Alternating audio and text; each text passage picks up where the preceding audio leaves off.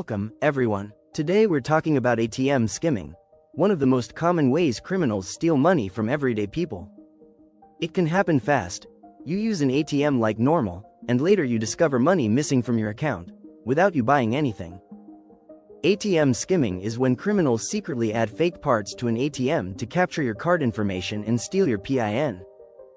One device is a card skimmer, a hidden reader that grabs your card data the moment you insert or swipe your card.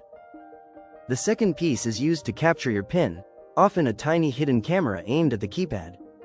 Our criminals use a keypad overlay, a thin fake keypad that sits on top of the real one and records every number you press.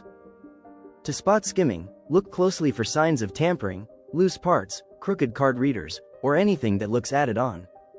If something feels off, trust your gut. Don't use that ATM, walk away and find another one.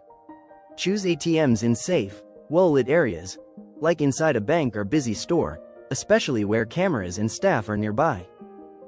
Before you insert your card, do a quick inspection. Gently check the card slot and keypad for unusual attachments. When entering your PIN, always cover the keypad with your hand. This blocks cameras and makes it harder to steal your code. After using an ATM, keep an eye on your account activity so you can catch suspicious transactions early. Turn on transaction alerts so your bank notifies you right away if something unusual happens. When possible, use contactless payments. Tapping your card or phone can reduce the risk of your card data being captured.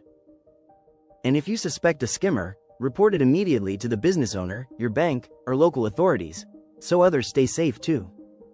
Bottom line: stay alert, inspect before you use, protect your PIN, and monitor your account, because a few smart habits can stop skimming cold. This video is for educational purposes only and is not legal, financial, or investment advice.